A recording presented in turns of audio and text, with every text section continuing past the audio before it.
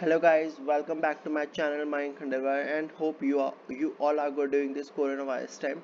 So guys, in the last videos we started about the API automation using REST assured, how we can automate our API using REST assured, and we also saw like how we can set up the REST assured project in Eclipse IDE and how we can perform the different operations using using a get HTTP method using REST assured. So we saw like how we can how we can fetch the information from the server, how we can fetch any parameter value from the JSON using JSON path class. So today we will study about the post HTTP method of REST assured. So we will see like how we can send the body in the request, and that body is particularly and that particular body is saved at the server side. So we will see all of this, and if the response is successful we will get the status code as 201 that is created. So let's see guys if how we can perform the HTTP post method using REST assured. So let's start. So guys, yep. So guys, here this is the project we created. So I am creating now one ending class named as REST assured HTTP post.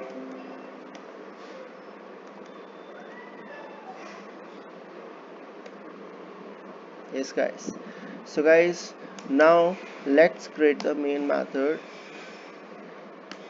Yep. So guys, for before writing the REST assured code, you need to import two things for REST assured. First is io.rest assured,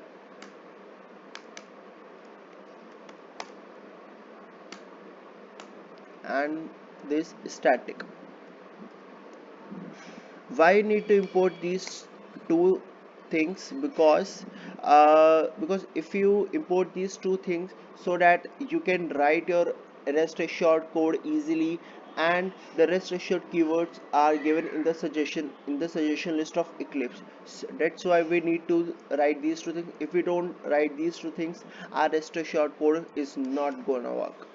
So now we see a very simple code, like how we can set the body in the request, and that particular body is created or saved at the server, and we get the successful status code that is 201. So let's see guys. Given, yes, and now with given method, what I told you, like whatever things you send in the request, like that is query parameter, that is body, that is header, all those are written with the this given keyword. So first we have to define the header, like what type of data or what type of JSON we are sending, or what type of JSON the server will receive. Yes, see guys, so we will write here, that is your content type, guys, and the application JSON. Here we are indicating that the j that the JSON, that the body will be in JSON, and the body, what is the body?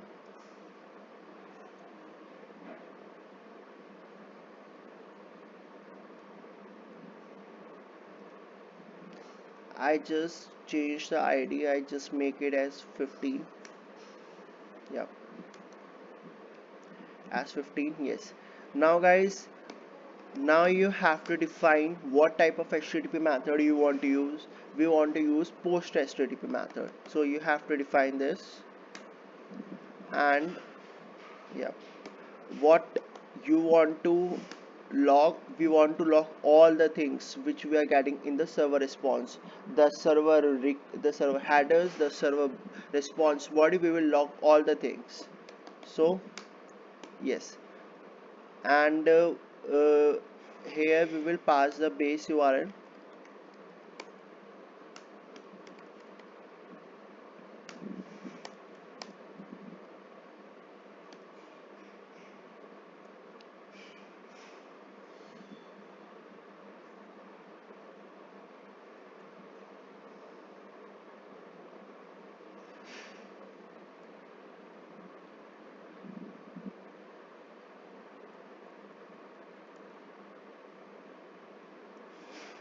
So that is the base URL, guys. And now in here we will pass the resource. Pass resource. So guys, the we have written the very simple code where we will just send the body in JSON format, and that body is particularly saved at the server end, and we will logging all our things which we get in the response, like response header, response body. So let's see guys if this works.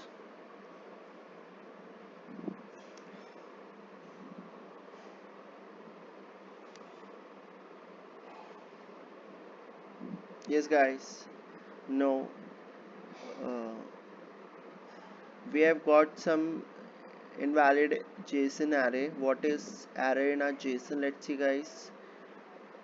um,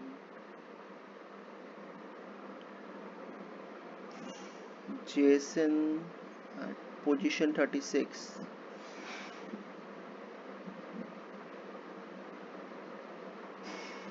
Okay, I got it guys. So the issue with your JSON body is its body, and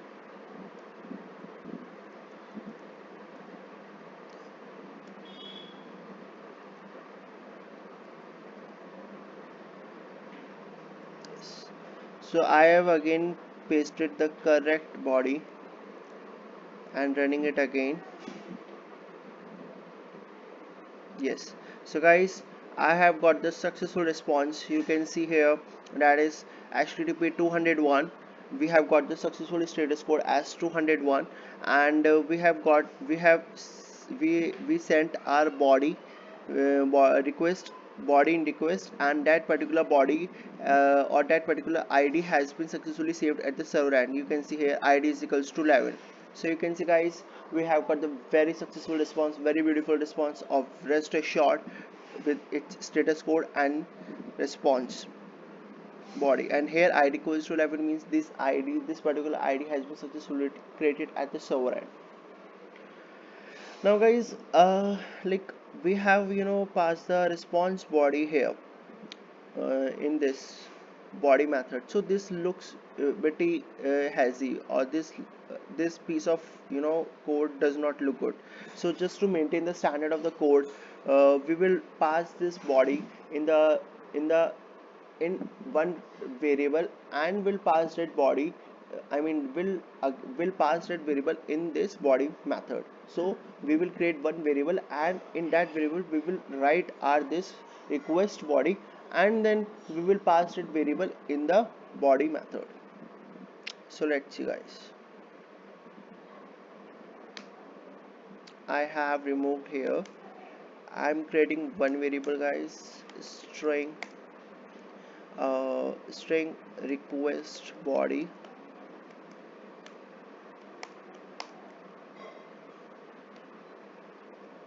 and I have copy pasted it here. Now I just make it ID is equals to 12, and I just pass this guys.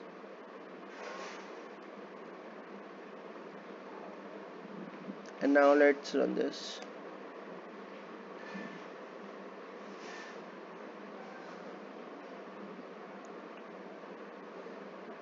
So guys, here here we have got the successful response, that is 201. We have got the successful response, that is 201, and you can see our body has also been successfully saved at the server end. You can see guys, our body has been successfully saved at the server, and we have got the successful response, that is 201 also. So guys, we have seen like how we can pass the request body in one variable and pass that request in the body method, right guys? Now guys, another thing comes is like if we want to validate the status code, if we want to validate the status code, so guys, validating the status code is also very important, because we are getting the we are getting the expected status code or not. So guys, just copy paste whole from here, from this, that.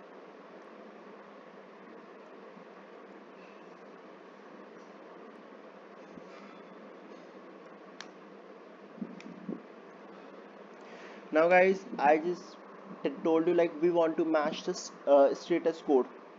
So we want to match the status code. So for matching any condition, we have to use assert status code. Guys, we are getting expected status code as 201, but if we pass invalid status code, so let's see what happens if we pass an invalid status code. So obviously it should throw error because we are passing the invalid status code. So let's see what it throws us. See guys, we have got the error. What error we have got? That is assertion error, and expected status code is 202, but it is actual 201. So what it is saying, like we are passing the status code as 201, but actual status code it is getting in the response from the server is 201. So we have passed invalid status code, that is why it has thrown the error. Let's see guys, if we pass another invalid status code, that is like 404, then we also get the same error. Let's pass it.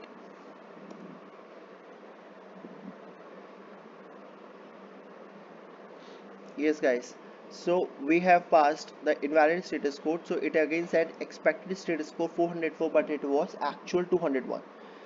So again it gave us error. Now we pass the correct status code. So let's see.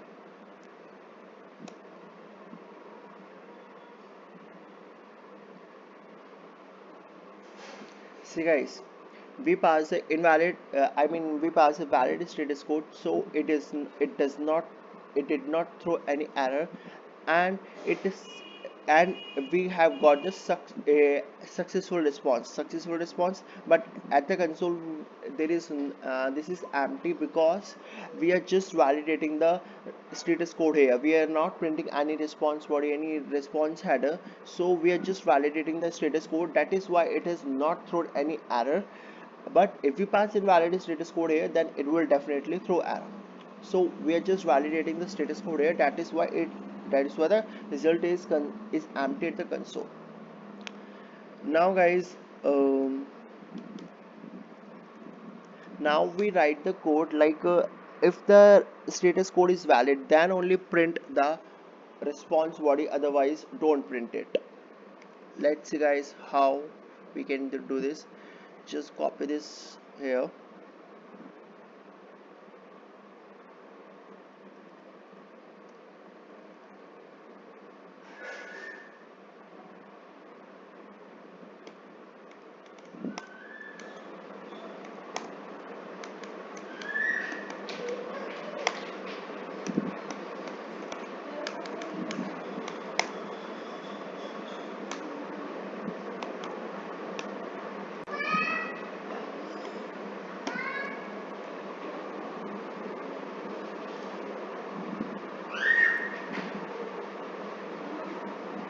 Yes guys, so we have written this code guys. Now what this code will do, like if we are getting the expected status code as 201, then only it will print the response structure or the response output. If we pass invalid status code here like 202, 404, 204, 205, 203, then it will not print the response structure, response result. So let's see guys, we have passed a valid status code. Let's see what prints it.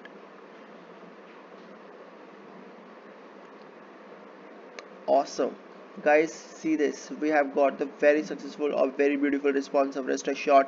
We have passed a 201 status code here, that is 201 created, and you can see we have we have passed the response body here also. See this guys, we have got the response body here also. So you can see here we have got the successful response, that is 201, and you can see the response body we have also got it. So guys, so we have seen like how we can pass the how we can you know how we can validate the status code, how we can pass the request body, how we can print the result only if the status code is valid. Now I pass invalid status code, then it should not print any result at console, because we are passing invalid status code. So let's see. So you can see, guys, we have got the we have got the empty result at the console, which means that the we are passing the status code as 202, but it is actual 201. So it is kind of an error, like the expected code does not match. That is why it has not printed end result on the console. So guys, so we have seen like how we can how we can match the status code, how we can print the result only if the status code is valid, right? How we can print, how we can log all the things. And guys, if you are if here we are just getting we were logging all the things, but what happened if we log only the response body, not full header? So we can just do in this way, body, and just run this. So it will just log only the body, not response header. So you can see, guys, only the response body has been printed at the console. So in this way, guys, you can pass your request body in the request, which can be successfully created at the server, and you will get the success response, the success status code in response to that, that is 201. So guys, we have seen today like how we can play a workaround with the HTTP post method using REST assured, how we can automate our HTTP post operations using the structure. So that is all about this video, that is all about this lecture today, guys. If you like my video, please subscribe to my channel for more such and interesting technical videos. Please share it, please click on the notification bell for more such interesting technical videos. And guys, this is just a step from my side to support the QA community, our QA community friends and colleagues. So please share this video with your friends and colleagues, so that this tutorial or these videos reach to the maximum QA person, which help in their increasing their knowledge, and it will definitely grow our QA community also. So guys, so please do subscribe to my channel, like, share, comment, comment, and click on the notification bell. And guys, if you have any doubts, so you can just put your doubts in the comment box. I will reply to your comment as soon as possible. And or if you want to mail me a query, you can mail me also. You can mail me at mayank.khandelwal2711.